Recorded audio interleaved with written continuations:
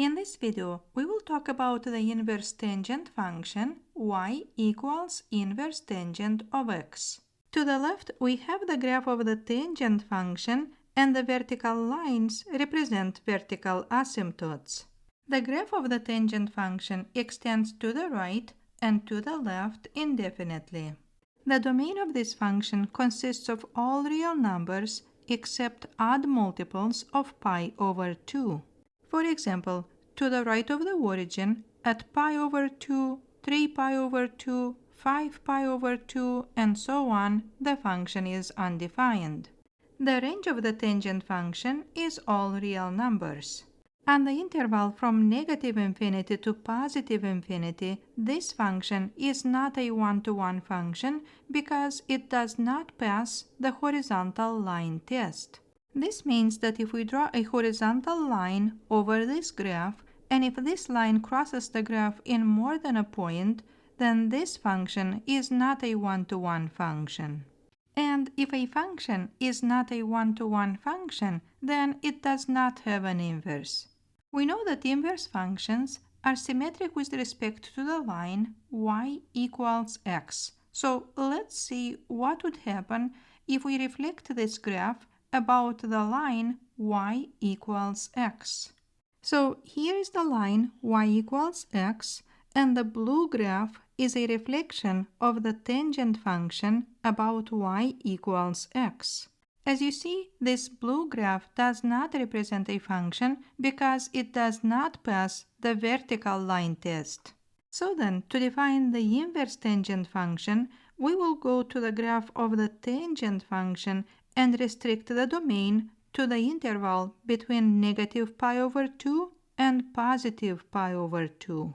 Then I will erase the graph to the left of negative pi over 2 and to the right of positive pi over 2. So now we have the graph of the tangent function restricted on the interval between negative pi over 2 and positive pi over 2.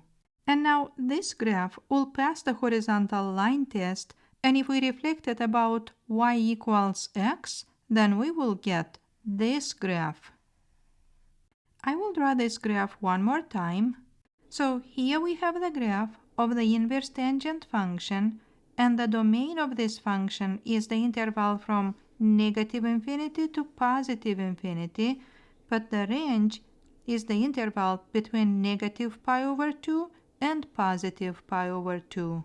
So as you see, the range of the tangent function becomes the domain of the inverse tangent function, and the domain of the tangent function becomes the range of the inverse tangent function. Now let's say we have the tangent function y equals tangent of x. This function is restricted on the interval between negative pi over 2 and positive pi over 2. Then to get the inverse function, we need to interchange x and y. Then we will have x equals tangent of y. Now to solve for y, we can use either the notation y equals inverse tangent of x or y equals arc tangent of x. So again, either of these two notations can be used to represent inverse tangent functions.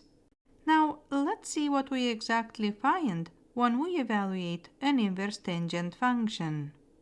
In the function y equals tangent of x, x represents the angle and y represents the value of the tangent function.